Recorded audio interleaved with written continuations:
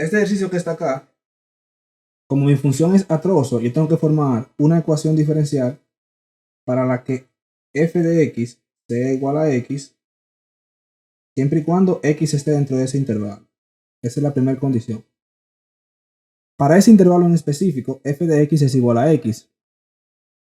Entonces, si yo sustituyo ese valor de x en la ecuación, yo voy a tener una ecuación diferencial específica para ese intervalo. Cuando yo me refiero a específica para ese intervalo, es que cuando consigamos la solución va a estar definida dentro de 0 y 1.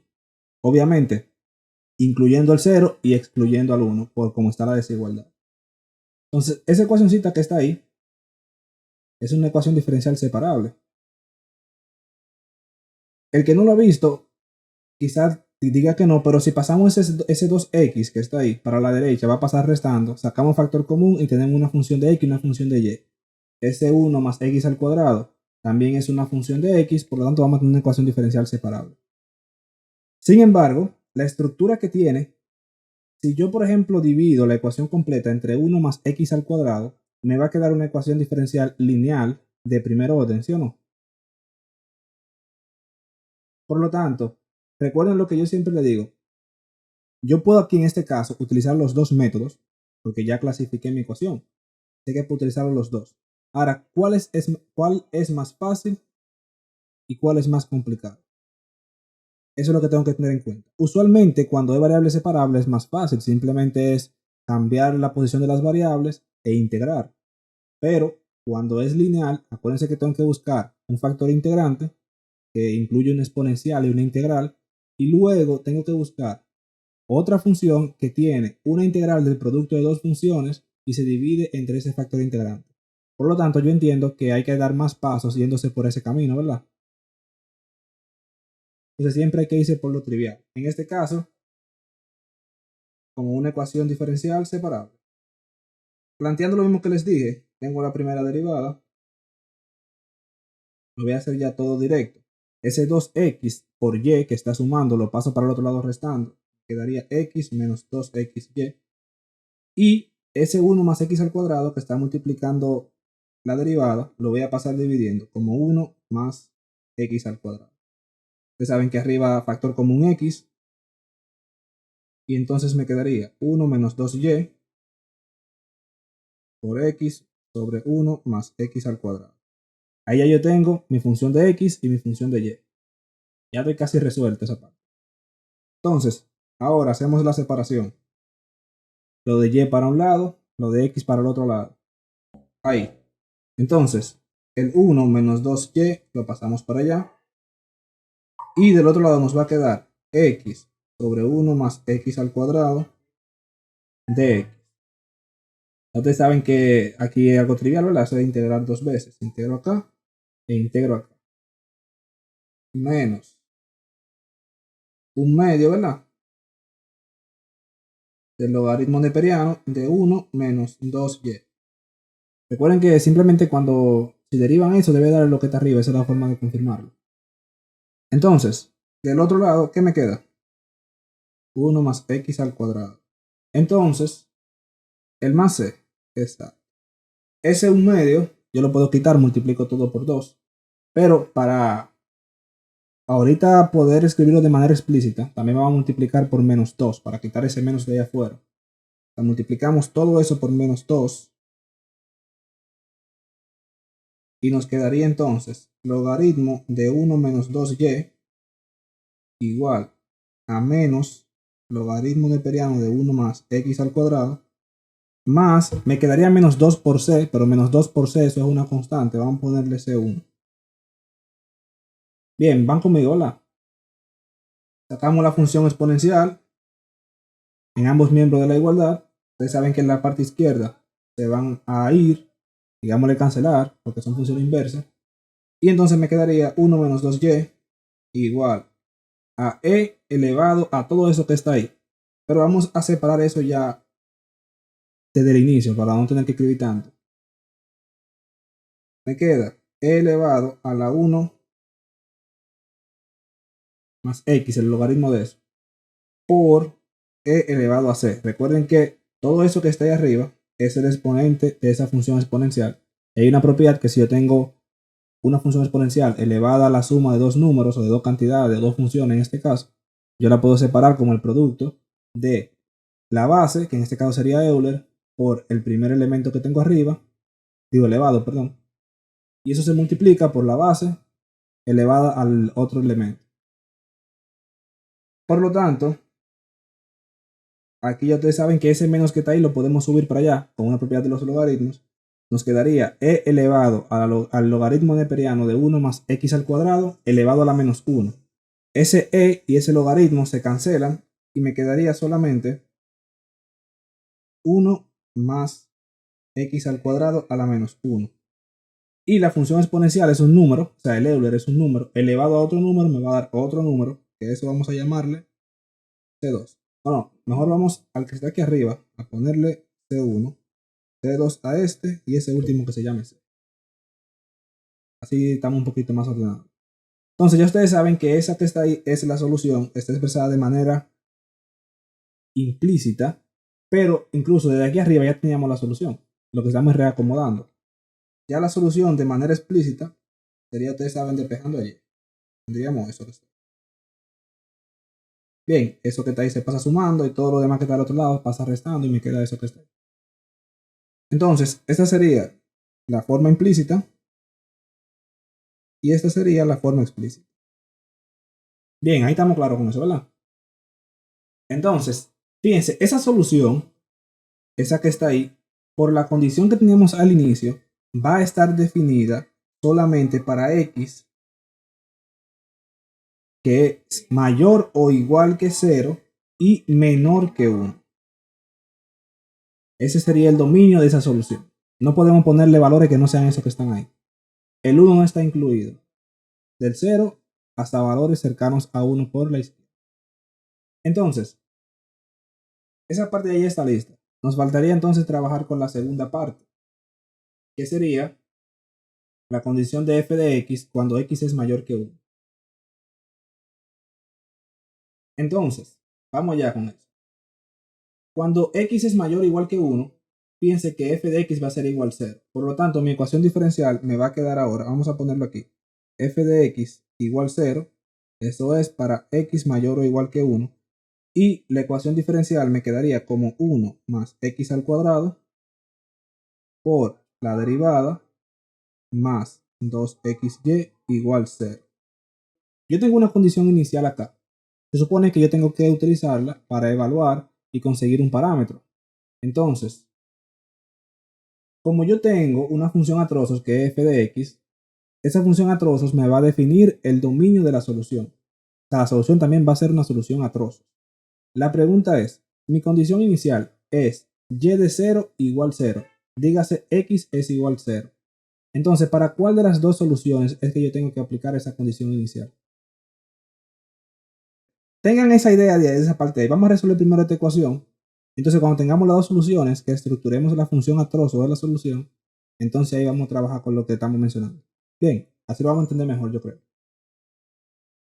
Vamos a hacer esta que está aquí primero, rapidito. Esta ecuación diferencial es trivial, ¿verdad? Una ecuación diferencial separable, que también puede ser una ecuación diferencial lineal, aparentemente, pero esto es separable, siempre que dice por el camino más sencillo. Nos quedaría de y de x del otro lado menos 2xy sobre 1 más x al cuadrado. Ahí tengo mis dos funciones, la función de x y la función de y. Hago la separación de variables. Oigan algo, ese menos 2 que está ahí, si yo quiero, yo se lo puedo asignar al y o se lo puedo asignar a x. Yo lo puedo hacer con quien yo quiera. O sea que las constantes te las puedo asignar a quien usted quiera. Siempre y cuando tengan esa condición que se estén multiplicando ahí y se puedan separar junto con la función. Entonces, vamos a dejársela a x y ese menos que está ahí, vamos a dejárselo a y. Bien. Del otro lado me quedaría entonces 2x sobre 1 más x al cuadrado por dx. Integramos en ambos lados. El lado izquierdo, ¿qué nos da? Menos logaritmo natural de y, ¿verdad? Y la siguiente. Exacto. Recuerden que ahí ya no iría el 1 medio que pusimos ahorita porque ese 2 me va a hacer el papel del du cuando yo haga la sustitución. Y nuestro famoso más c, que como vamos a reescribir, no vamos a pasar el mismo trabajo de ahorita, vamos a ponerle c sub 1. Entonces, ya ustedes saben que es lo que sigue, ¿verdad? Ese menos yo puedo subirlo en el exponente de la y, pero hacer eso significa que si yo voy a escribir la función de manera explícita, tendría después que buscar el recíproco y bla, bla, bla, bla, bla. O sea, tengo que hacer más pasos. Y ahora mismo no estamos en eso. Lo que yo voy a hacer es multiplicar la ecuación completa por menos 1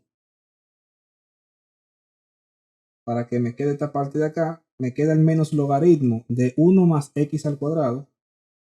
Que lo voy a escribir aquí para que no se me pierdan los demás, pero estaba a punto de ponerlo en el exponente directo.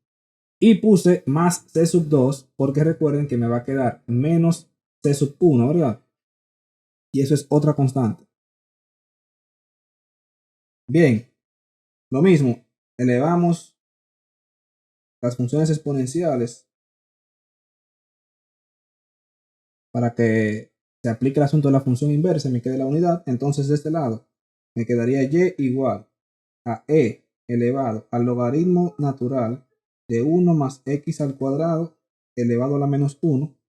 Y ya ustedes saben que también me va a quedar aparte e elevado al c sub 2. Estos dos son funciones inversas, se cancelan. Y e elevado a la c sub 2, eso es otra constante que la vamos a llamar c, pero como hay una que ya se llama c del otro lado, vamos a ponerle a esta k. Bien, incluso vamos a ponerle aquí 1, 1, c 2, 1. No importa el número que le pongan, es solamente para diferenciarla con las otras que escribimos. ¿Me siguen, verdad? Entonces, ¿cuál es el dominio de esta solución? X mayor o igual que 1, que es la condición que me da f de x. Voy a poner acá. Recuerden que cuando yo le paso el documento, yo le encierro bien todo eso para que identifiquen bien cuáles son las soluciones. Ya ustedes saben también que esto es la forma explícita y la forma implícita ya sería la que está ahí arriba. Entonces, ¿qué tenemos acá? Tenemos f de x, que sería, perdón, f de x no, tenemos a y de x, que es solución de la ecuación diferencial. Pero el dominio de esa función y de x no es continuo de menos infinito hasta infinito, sino que está definido en primer lugar de 0 a infinito y hay un punto de discontinuidad. El punto de discontinuidad se encuentra en 1. Se encuentra en 1 porque fíjense que ahí que está en el intervalo de arriba está menor que 1 y en el de abajo está mayor o igual. Entonces, a esta que está aquí arriba no le corresponde el 1, a esta sí. Hay un salto, hay una discontinuidad. Si ustedes aplican las tres condiciones que se ven en cálculo 1, de buscar el límite, evaluar la función en ese punto, y luego que la función sea igual al límite, se van a dar cuenta que no se cumplen. Por lo tanto, hay un punto de discontinuidad. Lo que significa entonces que en la solución también va a haber un punto de discontinuidad. Y también se supone que ese punto de discontinuidad debe de ser exactamente igual a las condiciones que me está dando la función arriba, porque a partir de ella fue que yo generé mis soluciones. Por lo tanto, la solución de esa ecuación diferencial sería una función a trozos en la cual yo tendría este y sub 1, que es el que corresponde al intervalo menor o igual que 0, perdón, mayor o igual que 0, menor que 1, déjenme escribirlo acá. Y la otra solución, que es esta que está aquí arriba, k sobre 1 más x al cuadrado. Esto es para x mayor o igual que 1, ¿verdad? Esta sería mi solución. Ahora, aquí viene lo que estamos hablando ahorita. Mi condición inicial me dice que y sub 0 es igual a 0. ¿Sí o no? Si nosotros analizamos esa condición inicial, tenemos que x es igual a 0, ¿verdad? Para esa condición inicial. Sin embargo, mi función que está aquí arriba es una función continua a trozos. Cuando me refiero a continua a trozos es que ella es continua dentro de ese intervalo, así, y es continua dentro de ese intervalo, así. Solamente incluye el 0 en la primera, porque noten que la segunda es para valores que sean mayores o iguales que 1, y eso no incluye el 0. Lo que significa es que si yo evalúo esa función que está ahí arriba en x igual 0, automáticamente se me va a asignar esta función que está aquí. ¿Lo pueden ver? O sea, eso corresponde a esta función que es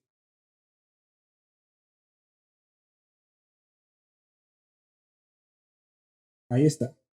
Y eso se supone que tiene que ser igual a 0. Ese x al cuadrado no lo sustituí porque todavía no lo he evaluado.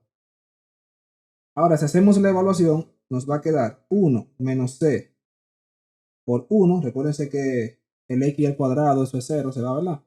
Y es 1 al cuadrado, que también es la unidad. Pero se lo voy a poner ahí para que no se pierda. Entre 2, eso va a ser igual a 0. De ahí ya ustedes saben que c va a ser igual a 1. ¿Me copiaron? Noten, noten que, por ejemplo, la única forma de que la segunda condición, que sea en la que tiene acá, sea igual a 0, es únicamente si k es igual a 0, ¿sí o no? O si x tiende al infinito. Pero como condición inicial, para que eso que está ahí sea 0, tiene que ser igual a 0k. Y si k es igual a 0, lo que significa entonces que me quedaría algo similar a esto.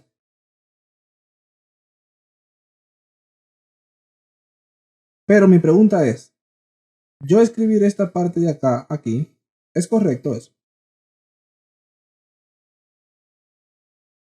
Solamente piensen en algo.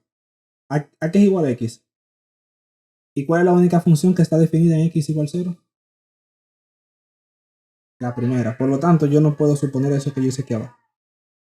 Ahora, si me hubiesen dado, por ejemplo, otra condición inicial, dígase y igual a 2, por decir algo, igual a 0. Ah, bueno, ahí sí. ¿Me copiaron?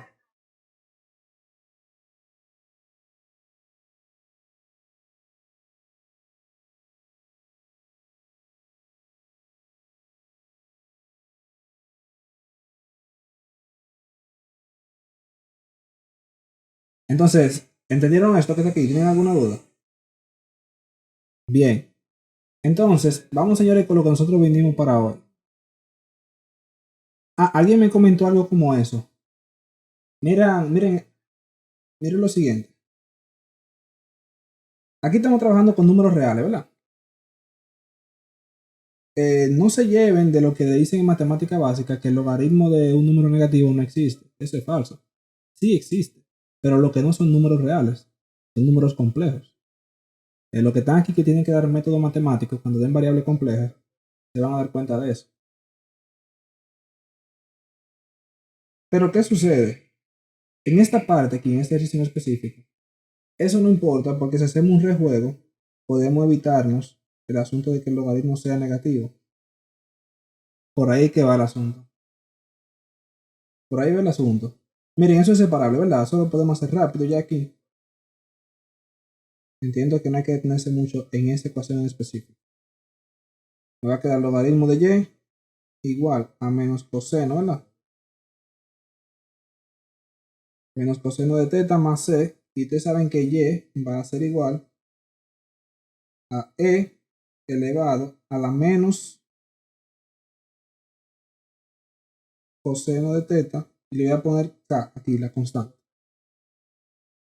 Ustedes saben por qué, por ejemplo, yo no cogí y multipliqué por el menos 1 o hice el rejuego o sustituí directamente desde aquí. Si yo sustituyo directamente desde acá, sí voy a tener un problemita. Y es este menos 3 cuando yo lo sustituyo en esta parte. Pero aquí me conviene mejor tenerlo así, de manera explícita. Porque inmediatamente yo haga la sustitución de la condición inicial, miren acá. Esa es mi condición inicial. Sustituyo. Y va a ser igual a menos 3. Acá es lo que quiero conseguir. E, que es el exponencial, elevado a menos coseno de pi. Coseno de pi, ¿a qué es igual? Exacto, es igual a menos 1. Y menos 1 por menos 1 eso me va a quedar positivo. Vamos como quiera a escribirlo acá para que no se me pierda. Ese menos 1 es del coseno de pi. Entonces me quedaría de esa manera. Y noten que cuando yo despeje k, k va a ser igual a menos 3 sobre e, que es lo mismo que menos 3 por e a la menos 1. O sea que ahí no tendríamos ningún problema. Y la solución se expresaría como y igual a k, que es menos 3 por e a la menos 1, y todo eso multiplicado por e a la menos coseno de teta. Ese e a la menos 1 con el e al coseno, yo lo puedo juntar y me quedaría algo así. Ustedes vieron por qué puse ese menos afuera, ¿verdad? Eso no hay que explicarlo.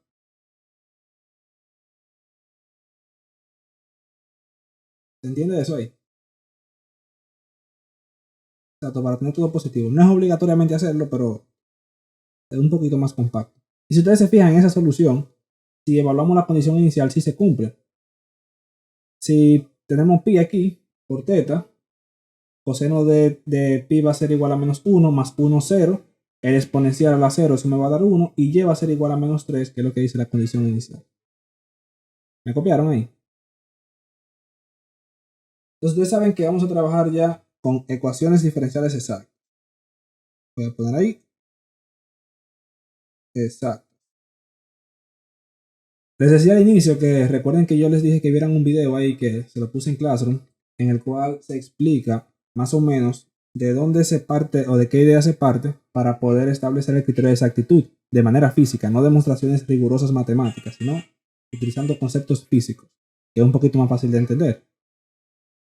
Entonces, en ese video se presenta también el teorema de Clairaut, que no recuerdo si fue a ustedes que se lo mostré la semana pasada o fue a otra sección. Creo que fue a otra, no recuerdo. Teorema de Clairaut, que es un teorema general de la igualdad de derivadas cruzadas se le dice, en el caso de dos dimensiones. A los que no lo vieron, no hay problema, pero yo les recomiendo que si quieren entender cómo que funciona esto, vean ese video. Es algo bien sencillo, no es una cosa de que complicada. Ustedes lo tienen en Classroom por ahí, si no se lo pueden ver ahorita por el grupo. Pero en sentido general, una ecuación diferencial exacta, ustedes saben que comúnmente la estructuramos de esta manera, ¿verdad?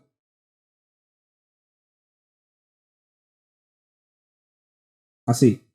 Y digo que comúnmente la estructuramos así porque hay ecuaciones que aparentemente tengan esa estructura y cuando comencemos a desarrollarla, podemos trabajarla por otros métodos. Tal como vimos ahorita, teníamos una ecuación que parecía lineal de primer orden, pero realmente nosotros la podemos resolver como separable. Entonces lo mismo va a ocurrir aquí. Ahora, cuando ustedes tengan esa estructura desde un comienzo, ya ustedes saben que existe la posibilidad de que tengan enfrente una ecuación diferencial exacta. O sea que no hay mucha complicación a la hora de identificar eso. Y algo que por lo que yo quería también que vieran el video es que esa expresión que está ahí arriba realmente viene de esto que está acá, que es un producto punto de un gradiente de una función potencial por la derivada del desplazamiento, por un diferencial de desplazamiento. Son dos vectores, ambos. ¿Por qué yo presento eso así? Porque es una manera más fácil de recordar cuáles son las ecuaciones diferenciales exactas. Cuando me refiero a ecuaciones, son las que utilizamos para resolverlo. Fíjense, si tenemos eso que está ahí abajo y eso que está ahí arriba, y decimos que son iguales, podemos establecer una relación. Ahora, ¿cómo establecemos esa relación? Lo primero es que para el que no sepa qué es un gradiente, el que no ha dado vectorial, En este caso sería f de x una función que depende de x y de y, porque son las únicas dos variables que yo tengo, x y y. Eso va a ser igual a un vector cuya primer coordenada va a ser la derivada parcial de f con respecto a x, que sería la primera función que tengo, y la otra coordenada, la derivada parcial con respecto a y. Eso sería en el caso del gradiente. Y esa derivada de ese vector de posición, para lo que dieron física, creo que en la 2 o en la 1 es que se habla de esos vectores, no recuerdo. Pero lo que han dado vectorial ya tienen que estar un poquito familiarizados con esto. Ese vector usualmente lo representamos como xy, yj, que es lo mismo si le escribimos la notación que está arriba como una componente x, una componente y. Por lo tanto, si yo busco el diferencial de eso, no es más que el de x y el de y.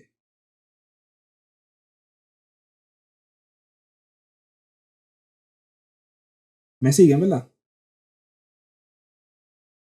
Nada más tienen que acordarse de qué es un gradiente, que es la derivada parcial de esa función en la componente x con respecto a x, la componente y con respecto a y. Si tuviese tres variables, en la componente z con respecto a z, y así sucesivamente. Y el dr es solamente el diferencial de cada coordenada. Si esto es x, de x. Si esto es y, de y. Si tuviera z, de z. Y por ahí se va el asunto. Entonces, recordándome de esas dos cosas, yo puedo reescribir eso que tengo acá arriba. Eso que está ahí arriba realmente lo que me representa es un diferencial de trabajo.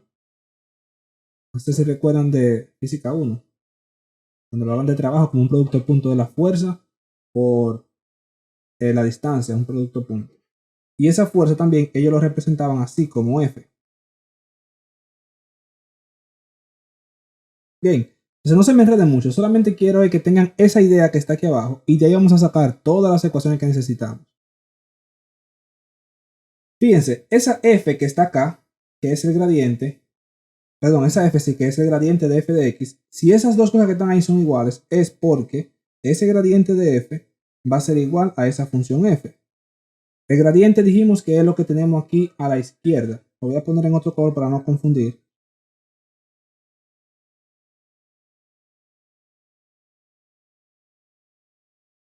Y a la derecha tenemos la función fuerza, que la función fuerza no es más que ese m de x, y ese n de x, y. O sea, componente número 1, m.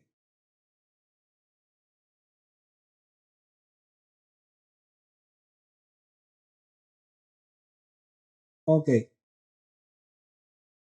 miren esta parte de acá. Esa fue la ecuación inicial que planteamos, ¿verdad? Y para lo que recuerdan de física, cuando usted busca el gradiente de una función potencial, eso es una fuerza conservativa. Por eso le llamamos F. Por lo tanto, si esa expresión que está acá y esa expresión que está acá son iguales, significa que ese gradiente tiene que ser igual a F porque SDR es igual a SDR. Me copian, ¿verdad? Perdón, entonces, si el gradiente es igual a esa función fuerza, yo solamente tengo que sustituir.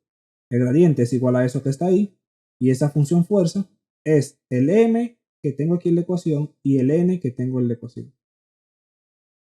¿Se ve? Ustedes dirán, ¿por qué es igual? Fíjense, si esa expresión que está aquí abajo es cierta, esto que está acá, recuerden que eso les dije que es un diferencial de trabajo, y la sustituimos aquí arriba, porque son iguales, lo voy a poner como un producto punto. Diferencial de f con respecto a x, que es la primer componente del gradiente. Diferencial de f con respecto a y, segunda componente del gradiente. Con el producto punto de x de y. ¿Ustedes recuerdan cómo se hace un producto punto?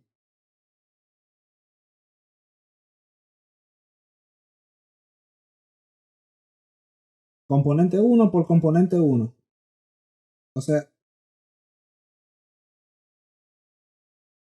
denme un segundito que yo puse esta D aquí y es como una D un poquito más acostada. Algo así, porque son derivadas parciales.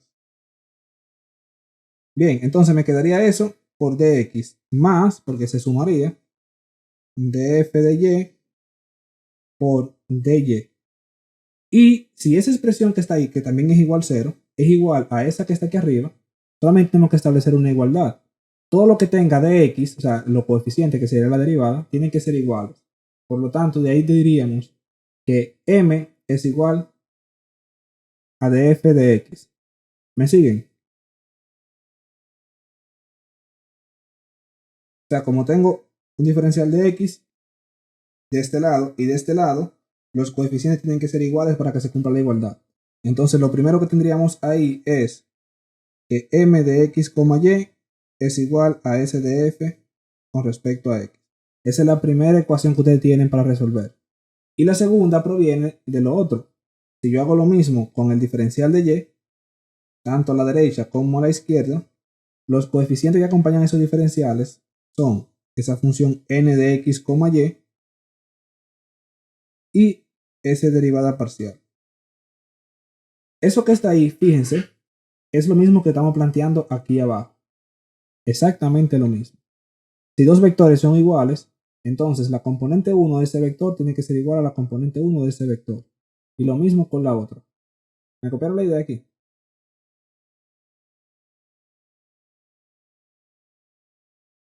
Ahora, el criterio de exactitud, que es lo que ustedes conocen, no voy a profundizar en eso porque por eso que estoy diciendo que vean el video, pero el criterio de exactitud se basa en un principio llamado derivadas cruzadas, igualdad de las derivadas cruzadas. ¿Qué es eso? Si yo tengo esa función f que dijimos que depende de x y de y, ¿verdad? La derivada cruzada van a ser yo derivar esa función primero con respecto a x y luego con respecto a y. Va a ser igual a que yo derive esa función primero con respecto a y luego con respecto a x. Eso sucede siempre y cuando esa función f sea una función potencial. O sea, si eso se cumple, esa igualdad, la función es potencial y por lo tanto f es una fuerza conservativa y si se cumple entonces estamos trabajando con una ecuación diferencial exacta. ¿Me siguen todavía, verdad? No se me han perdido. Ok, miren, vuelvo y le digo. Esto que está aquí se le llama criterio de las derivadas cruzadas. Se consigue, como mi función f de x depende de x y de y, derivo primero con respecto a x la función y luego la derivo con respecto a y. Eso me va a dar una derivada. Y como se debe de cumplir el criterio, porque la función estamos asumiendo que es una función potencial, si yo primero derivo la función con respecto a y luego la derivo con respecto a x, tiene que darme lo mismo que lo que yo hice anteriormente. Eso que está ahí se le llama criterio de las derivadas cruzadas. Y si se cumple, entonces nuestra ecuación es exacta. Exacto. También aparece eso por ahí. Y lo que dieron vectorial, que se supone que vectorial es una materia que va después de esta porque es 370, pero usualmente la gente lo da junto o lo da antes. Y algunos lo dan después, pero no importa. Lo que quiero dejarle dicho es que hay un tema en el que se trabaja con eso, que es cuando se está trabajando con integrales en campos conservativos. Y también cuando se utiliza teorema de Green y teorema de Stokes. Eso aparece, pero eso no es el tema aquí. Lo que yo quiero que nos centremos es en esta parte. Fíjense, si yo desmenuzo eso que le dije acá, le dije primero, la función f de x la derivo con respecto a x. Y luego lo que me dé esa derivada, la derivo con respecto a y. ¿Se acuerdan que así fue que le dije? Eso que está ahí abajo, lo mismo que está ahí arriba. ¿Están conmigo? Aquí del lado derecho, le dije, lo primero que vamos a hacer es derivar con respecto a y, o sea, todo lo contrario. Derivamos con respecto a y y lo que nos dé eso, lo derivamos con respecto a x. Ahora aquí viene lo interesante. En función de lo que tenemos aquí arriba, mira, ni siquiera nos hemos alejado, o nos vamos a poner esta parte que está aquí como en rosado. La derivada de f con respecto a x, ¿a quién va a ser igual?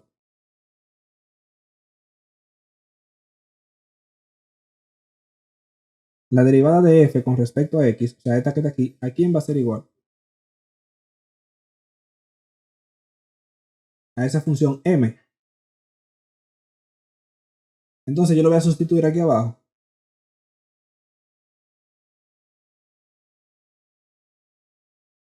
Eso que está ahí es lo mismo que m. Lo voy a poner así, sin el x, y, que ustedes saben que ya depende de eso.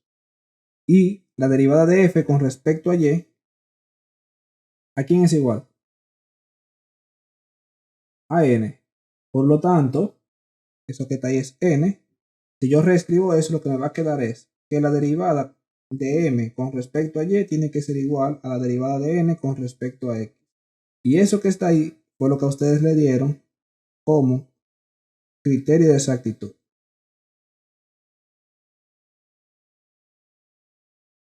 ¿Se nota esa parte? ¿Recuerdan esa ecuacióncito? Entonces, para resolver este tipo de ecuaciones, ¿qué necesitamos? Primero, verificar si es exacta con el criterio.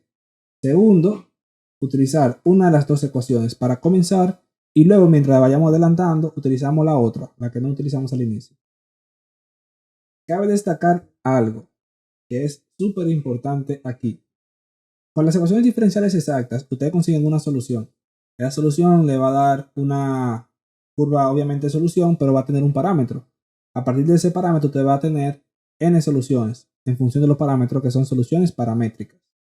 Pero ese tipo de ecuaciones que son así exactas permiten conseguir una familia ortogonal de soluciones. O sea, que es perpendicular a la solución que usted tenía inicialmente.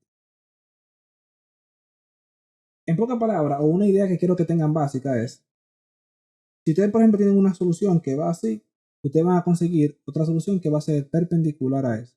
Cuando me refiero a perpendicular, no es que va a ser exactamente así, no. Recuerden que es pendiente.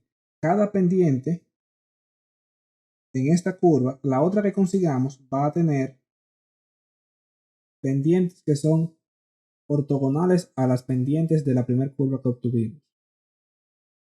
¿Cómo se consigue eso? No sé si eso se lo mencionaron en la teoría, pero yo se los digo porque usualmente aparecen en exámenes y también está en los libros eso.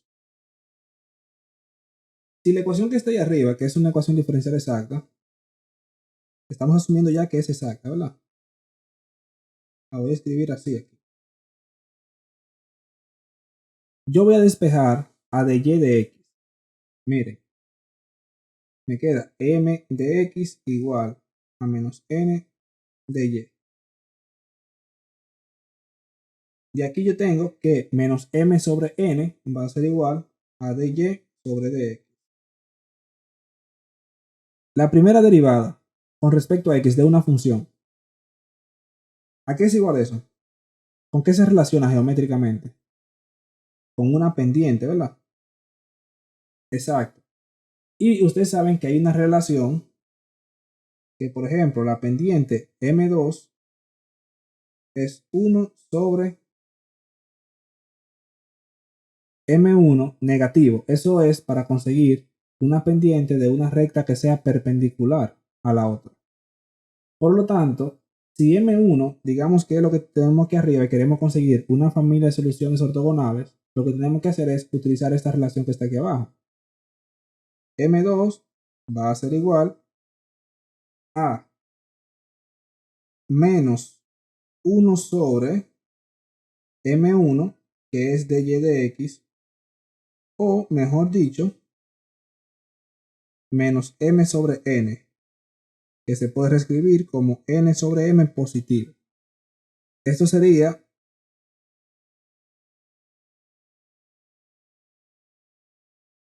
mi y2. Entonces, si yo resuelvo ahora esta ecuación diferencial que yo tengo acá, yo voy a conseguir una familia ortogonal de soluciones. ¿Se entendió eso? Por si le aparece en algún lado.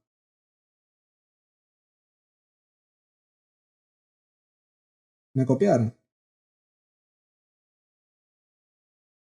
¿Tienen alguna duda con eso?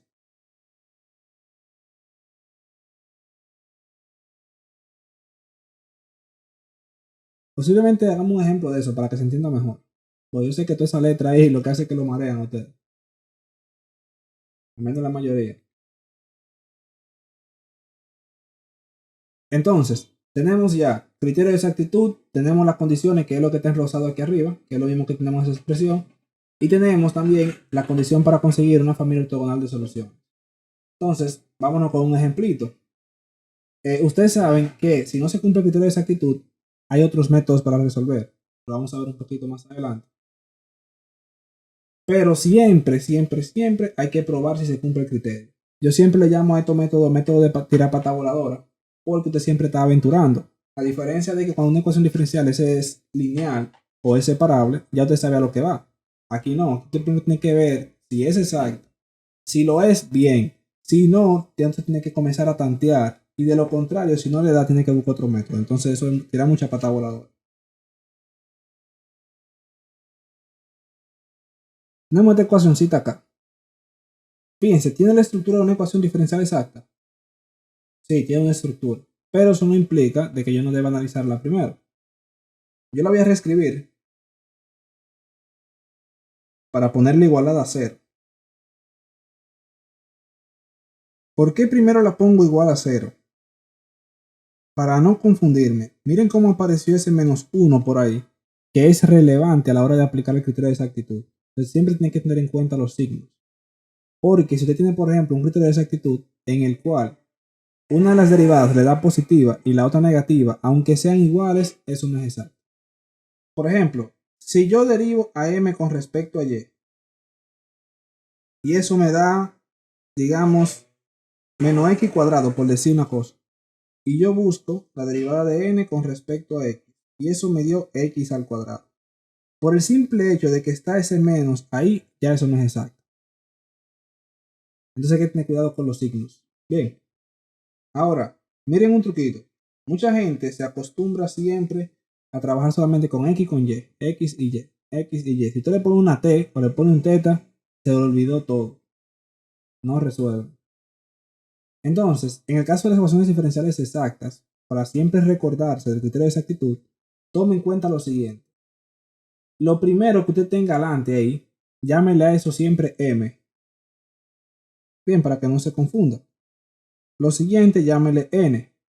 Ahora, usted lo que tiene que tener pendiente es, cuando usted busque la derivada parcial de m, con respecto a quién usted lo van a hacer. Si m está multiplicada por dx, pues entonces yo voy a derivar con respecto a la otra, que sería y. Y eso tiene que ser igual a la derivada de n. N está multiplicada por y. Sí, pues entonces la voy a diferenciar con respecto a x, que es la otra variable. ¿Me copiaron esa idea ahí para que no se pierdan? Ok, entonces vamos con eso. Derivada parcial de m con respecto a y. Recuerden que la derivada parcial lo que hace es, si estoy derivando con respecto a y, todo lo demás, dígase x en este caso, yo lo voy a asumir como constante. Entonces, en este caso, tengo la derivada de m con respecto a y. El primer término aquí es x.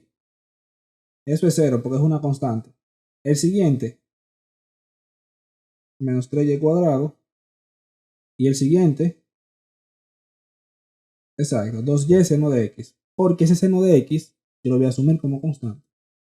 Nos fuimos ahora con la otra. Derivada de n con respecto a x. ¿Qué me dice? Queda más 2 porque cuando vaya a derivar ese y, yo lo voy a asumir constante porque estoy derivando con respecto a x. Solamente voy a derivar el coseno. Derivada del coseno menos seno. Entonces yo lo voy a poner así separado.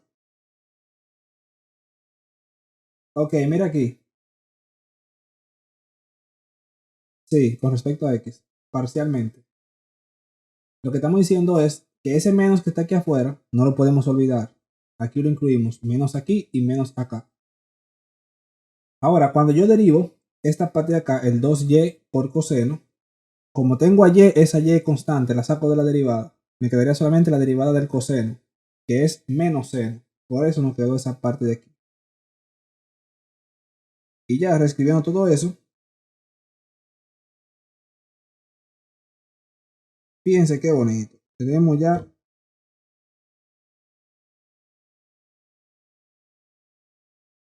Ten cuidado con ese menos.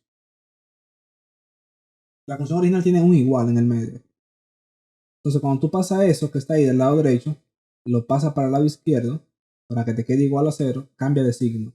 Tienes que tener eso en cuenta.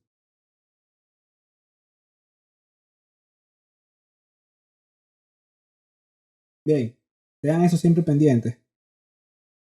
Entonces, ya aquí tenemos prácticamente todo resuelto. Fíjense, para yo acordarme de las ecuaciones, personalmente, no me las embotello, sino que solamente me recuerdo de esta simple relación que siempre se ve en física y en física 3 creo que mayormente se ve, cuando se trabaja con campos potenciales, vainas así. Pero ok, ese no es el caso.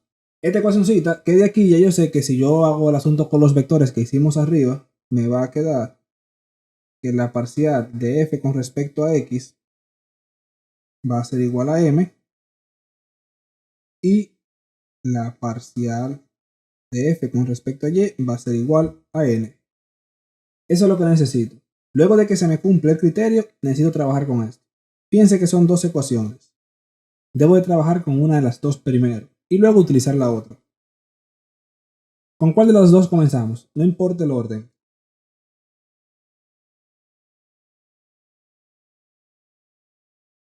Con m no vamos primero. Ok, entonces me voy para acá y vamos a trabajar con m. Perdón. M es igual a x menos y al cubo más y cuadrado seno de x. Por lo tanto, si yo aplico mi ecuacióncita, la derivada parcial de f con respecto a x va a ser igual a m. Dígase x menos y cubo más y cuadrado seno de x. Ahora, ¿a quién yo quiero conseguir? ¿A x, a y o a f?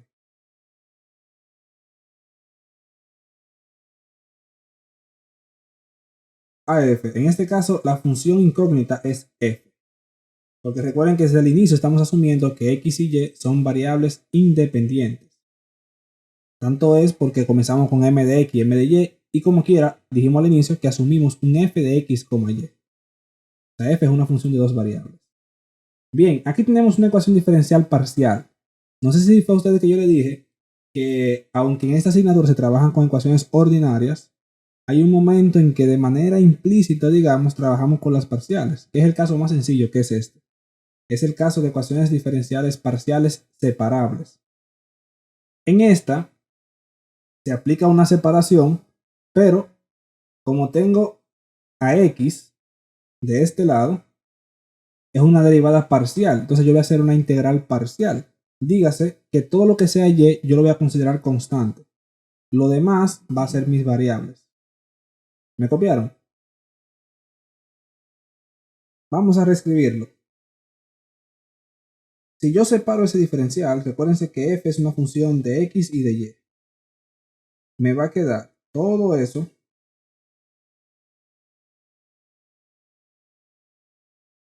por el diferencial parcial de x. Entonces, ¿qué es lo que tengo que hacer luego de hacer la separación? Integrar, ¿verdad? ¿Me siguen?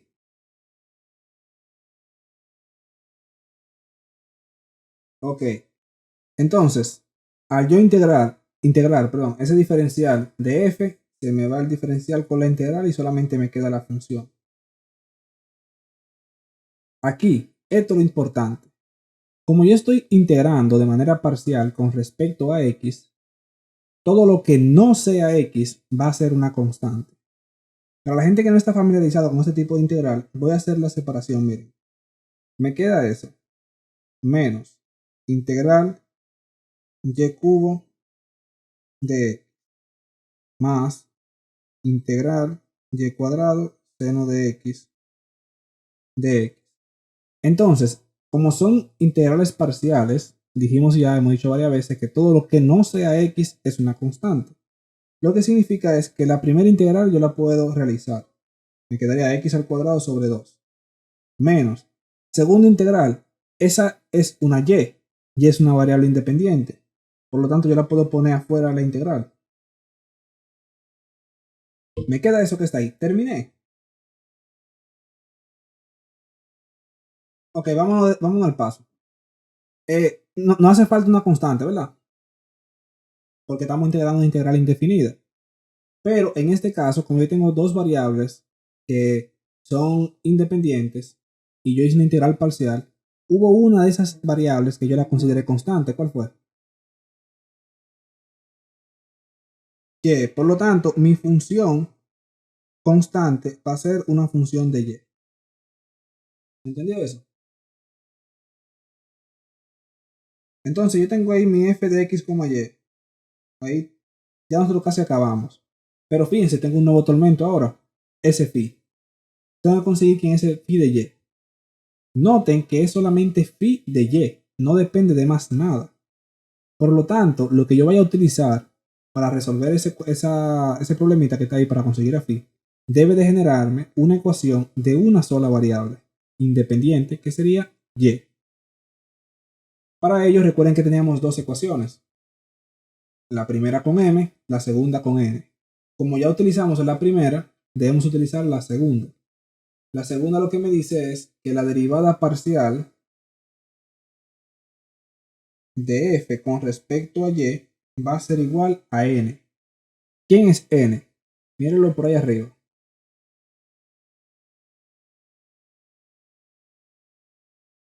N es menos 3xy cuadrado menos 2y coseno de x. Acuérdense siempre de ese menos.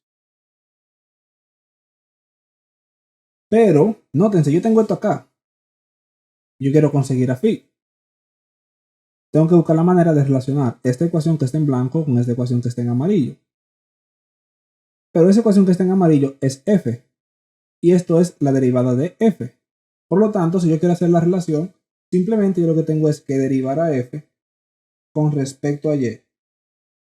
Entonces, si yo derivo a f con respecto a y, f es esta que está en amarillo aquí arriba. El primer elemento, que es x al cuadrado sobre 2, eso depende de x, por lo tanto es una constante. Se va, ¿verdad? Me da 0. El siguiente, derivada de menos y al cubo por x con respecto a y, me va a dar menos 3y cuadrado x. ¿Me siguen, verdad? Estamos trabajando con esto. Y en la otra que está acá, cuando yo derive con respecto a y, me va a quedar menos 2y coseno de x. Y ahora, el phi. ¿El phi de quién depende? Depende de y. Por lo tanto, como solamente depende de y, yo no tengo que hacer una derivada parcial, porque en este caso, la derivada parcial va a ser exactamente igual a una derivada ordinaria. Lo que significa es que cuando yo derive, lo que me va a quedar es derivada de phi con respecto a y.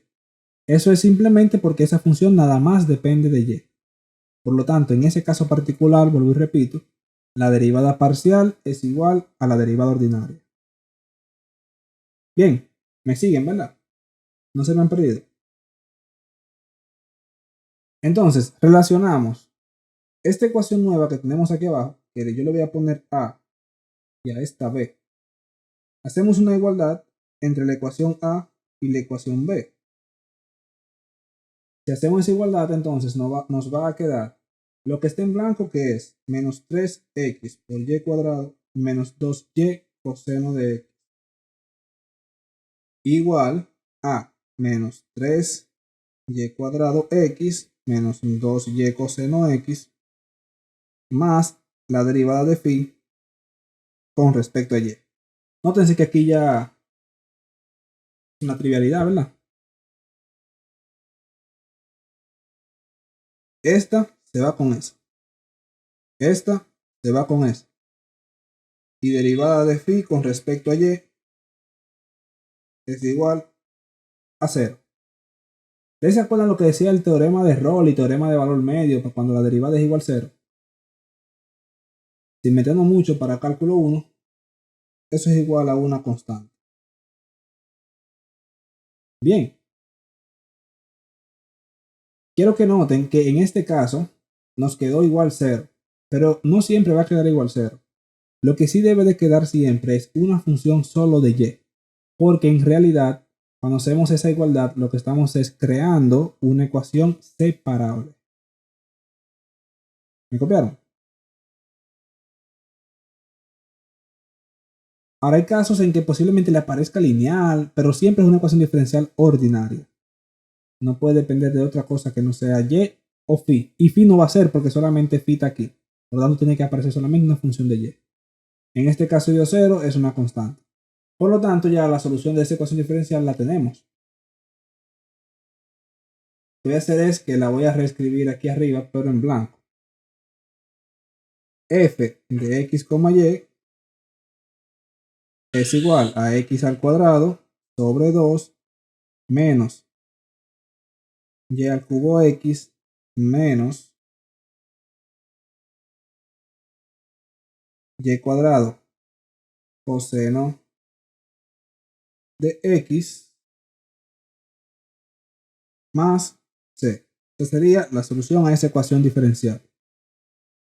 Y hay algo que quiero que tengan pendiente, y es que si quieren comprobar, lo que tienen que hacer es aplicar a esto que está acá esta igualdad. La gradiente de f tiene que ser igual a la función fuerza. Dígase, derivada parcial de f con respecto a x tiene que ser exactamente igual a m. Es esto.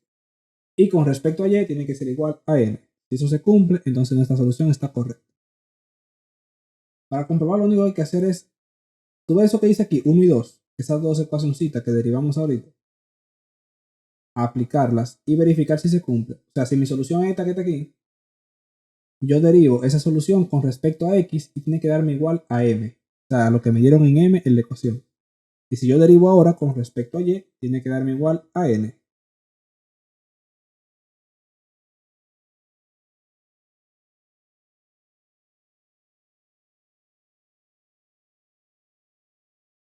Miren esto. Esa estructura que está acá, ya ustedes saben que eso es la estructura de una ecuación diferencial exacta. Pero, si aplicamos el criterio de exactitud y no se cumple, entonces no es exacta, ¿verdad? Yo debo de buscar la manera de que yo agregue una función que me permita reescribir todo eso y que se me cumpla el criterio de exactitud. Ustedes saben que esa función nosotros llamamos factor integrante, y en este caso, como estamos trabajando con dos variables independientes, ese factor también debe depender de dos variables. Factor integrante. Y estamos claros ya a este nivel que cuando, por ejemplo, multiplicamos un factor integrante en una ecuación, eso nos va a transformar la ecuación, o sea, me le va a permitir reescribirla sin alterarla. O sea, si yo multiplico mu allá arriba, lo voy a poner sin el x, y, porque ya aquí todo el mundo sabe que depende de dos variables, ¿verdad? Tendríamos eso. Entonces, fíjense, recuerden que estamos trabajando con ecuaciones diferenciales exactas. Quiero que me sigan aquí porque lo que yo quiero es que ustedes entiendan el procedimiento. Después de ahí todo lo demás es cálculo 2 y cálculo 1. Es el procedimiento. Entonces, fíjense, mi ecuación exacta tiene m de x, n de y. Aquí abajo yo tengo mu por m y de x. Tengo mu por n de y. Si yo quiero representar eso como una ecuación diferencial exacta, que se me haga más fácil, yo puedo decir que ese primer producto va a ser m1 y ese segundo producto m1. Mi ecuación ahora tendría la forma siguiente.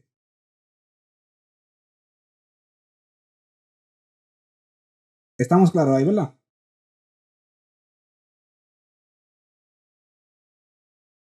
Y como yo estoy asumiendo desde un inicio que yo estoy multiplicando un factor integrante para hacer esa ecuación exacta, significa que esta ecuación que yo escribí ahora sí tiene que cumplir con el criterio de exactitud. Sí cumple. Pero tengo un tormento. Mi ecuación original solamente tenía a m y a n. Ahora apareció un mu que yo no lo conozco. Entonces, yo voy a partir del criterio de exactitud, que es este, y voy a representar esa igualdad. Si yo sustituyo a m1 por su equivalente, me quedaría mu por m igual al otro lado, sustituyo a n1 por su equivalente, que es mu por n, tengo aquí una derivada parcial de y en el primer lado y de x en el segundo. Pero mu depende de x y de y. M depende de x y de y. ¿Sí o no? Por lo tanto, yo tengo la derivada de un producto. Porque si yo voy a derivar con respecto a y, tanto esa primera función como la segunda función dependen de y. Entonces tengo la derivada de un producto. Del segundo lado aquí, lo mismo ocurre. Tengo a mu que depende de x y de y. Tengo a n que depende de x y de y.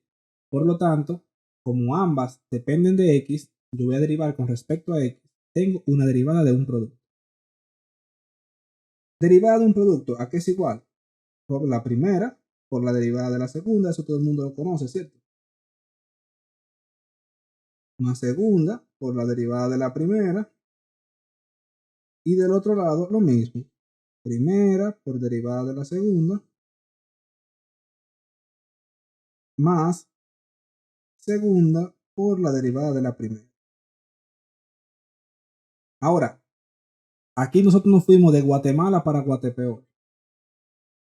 Fíjense, yo lo que quiero que ustedes analicen. Bien, no quiero que se me estén embotellando la cosa o que estén mareados. Si tienen alguna duda, lo dicen. Solo quiero que analicemos. Comenzamos con una ecuación que no era exacta. Multiplicamos por un factor integrante que ya sabemos lo que es para reescribir la ecuación y llevarla exacta. Por lo tanto, esa ecuación nueva debe de cumplir con el criterio de exactitud, que fue lo que planteamos ahí, lo que tiene el cotejo. Y lo que hicimos fue sustituir el criterio de exactitud. Y ahí llegamos a esta ecuación. ¿Qué sucede? ¿Sabemos quién es m? Sí. ¿Sabemos quién es n? Sí. Las derivadas parciales de ella, ¿la podemos conseguir con respecto a x y con respecto a y? Perfecto, claro que sí que la podemos conseguir. Pero mu, no sabemos quién es mu y mucho menos sus derivadas. Y para el colmo aparece una ecuación diferencial que tiene, ¿cuántas variables? 3. Tiene 3 variables que son dependientes y 2 que son independientes. O sea, tengo 5 variables. Me fui de Guatemala para Guatepeor. Lo que significa es que yo dijimos que sé quién es m y quién es n, que no conozco esa mu. Por lo tanto, yo debo de buscar la manera de reescribir eso o de poner condiciones que me permitan reescribirlo de una manera más sencilla. ¿Cuáles son esas condiciones? Bueno, si yo analizo bien, tengo derivadas parciales. Y dijimos que al inicio ese mu depende de 2 variables. Pero yo voy a asumir ahora que mu solamente va a depender de x. Ese es mi primer caso. Si mu depende de x, en las derivadas parciales, ¿quién se va a hacer cero? El mu de y, ¿verdad? Cuando yo busco la derivada parcial de mu con respecto a y, se va a hacer cero, porque solamente depende de x. O sea, para el caso de esta derivada, x sería una constante. Si eso es cero, esto se multiplica por esto y me da cero. Todo ese término se me anula. ¿Y qué otra cosa pasa aquí? ¿Quién sabe?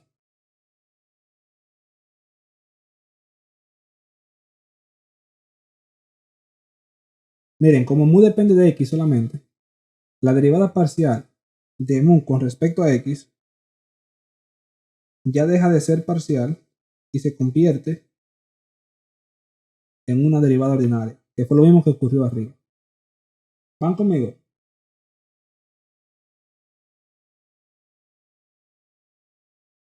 Entonces, miren, sustituyo todo eso que planteé aquí abajo en esa ecuacióncito. Al hacer eso, voy a notar que voy a tener mu derivada parcial de m con respecto a y igual a mu por la derivada parcial de n con respecto a x más n por esa derivada ahora ordinaria de mu con respecto a x. Interesante. ¿Por qué? Porque si ustedes se fijan, recuerden que las derivadas parciales yo las puedo escribir así, por ejemplo, my, nx, o sea, n sub x, m sub y. Yo tengo acá dos cosas que yo conozco que son la derivada porque la puedo calcular. Tengo a n que también lo conozco. Tengo a mu que la puedo sacar factor común de esas dos derivadas. Y tengo un diferencial ordinario. ¿Qué significa esto? Yo puedo hacer otra suposición. ¿Cuál sería? Yo voy a despejar ese diferencial. Si despejo el diferencial, me queda lo siguiente, miren. 1 sobre n por mu por m de y menos mu por n de x. Cuando digo m de x es n sub x y m sub y, que es derivada parcial. Ahora, si esas derivadas y ese producto, todo eso que está ahí, todo lo que está en el miembro derecho, yo lo puedo reescribir como una función de u por una función de x. Eso se me convierte en una ecuación separable, ¿sí o no? ¿Me siguen?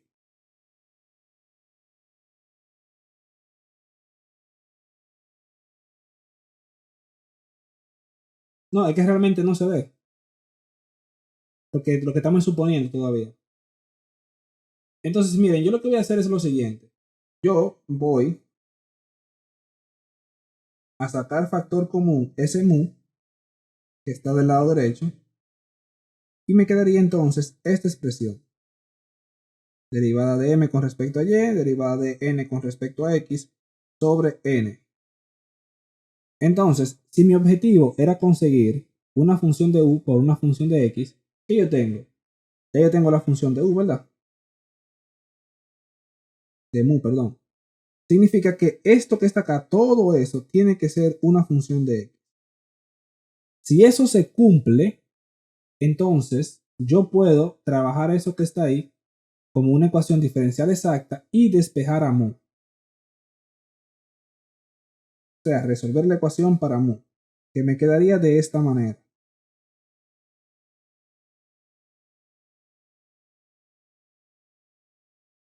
Ustedes saben, integramos en ambos lados. Del lado izquierdo me quedaría el logaritmo. Del lado derecho me quedaría la integral con todo eso.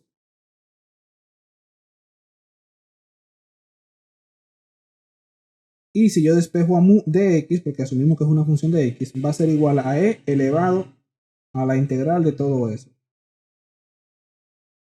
Fíjense, ¿cuáles suposiciones hicimos? Que ese término completo me va a dar una función de x. ¿Qué significa esto? Miren, si su ecuación diferencial no es exacta, ustedes deben de aplicar factores integrantes. Hay dos factores integrantes. ¿Cómo dos? Bueno, así mismo como asumimos que mu de x, y solamente dependía de x, se puede hacer lo mismo asumiendo que solamente depende de y. ¿Cuál va a ser la diferencia entre esos dos? Siempre usted va a tener que utilizar uno de los dos. Si usted busca esta división que está aquí, derivada de m con respecto a y menos derivada de n con respecto a x entre n, y eso le da una función de x, o sea, que nada más queda la variable x, no aparece y por ningún lado, entonces se puede calcular ese factor integrante. ¿Me entendieron? Solamente si cuando yo hago esa resta y esa división ahí, eso que se ve ahí, miren eso de ahí, si eso me da una función de x, solamente así puedo utilizar ese factor integrante. Si no me da una función de x, o sea, si me queda y, no lo puedo utilizar y debo de intentar con el otro factor integrante que es el mu de y. ¿Me copiaron? ¿Me siguen la idea?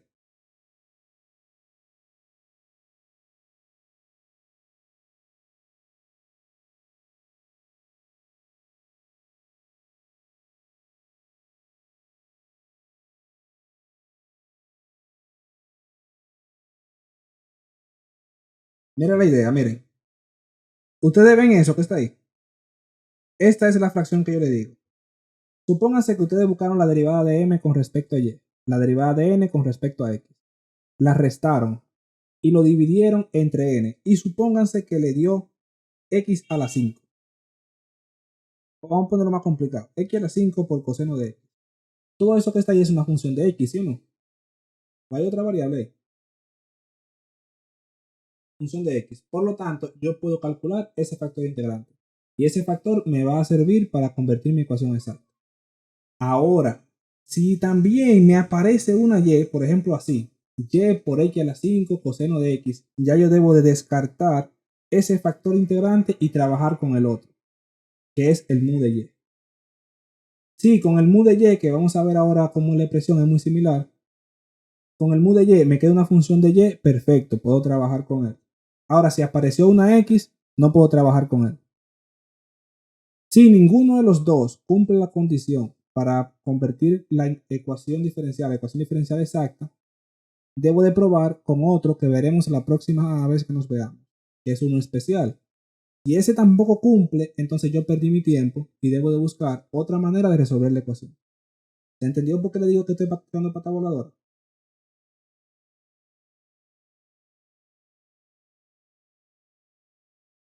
Entonces, miren, vamos a hacerlo rapidito aquí. Vamos a tomar el caso 2, rápido.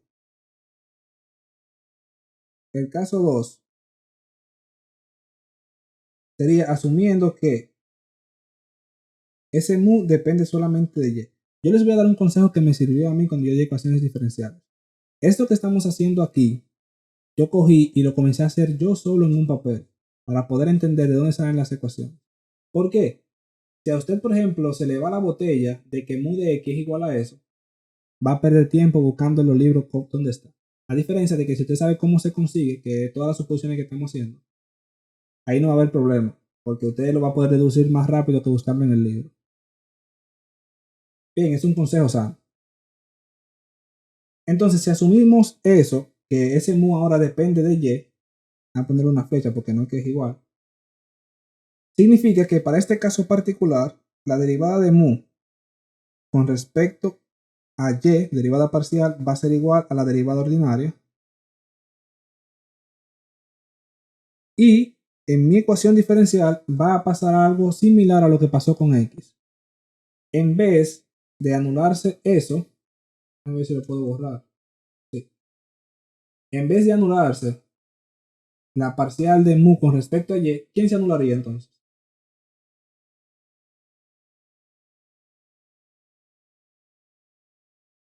Exacto, se iría todo eso y esta que está acá se convertiría en una ecuación diferencial ordinaria de esta forma. Y entonces nosotros tendríamos la siguiente ecuación.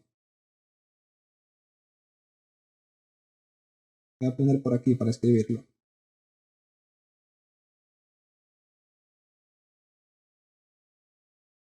Entonces, lo mismo. Tenemos que suponer que eso se puede escribir como una ecuación diferencial separable. Por lo tanto, me quedaría lo siguiente.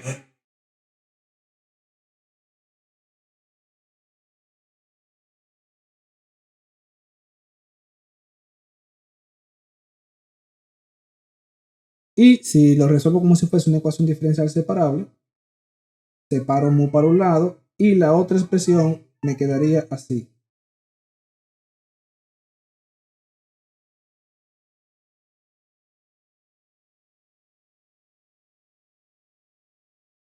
Bien, integramos en ambos lados. Y entonces, en el miembro izquierdo nos quedaría el logaritmo de mu. Miembro derecho es integral expresada.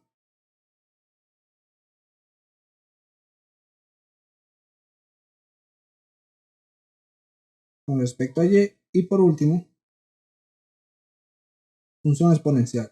Algo que quiero que tengan en cuenta es que recuerden que para los factores integrantes no es necesario colocar la constante de integración.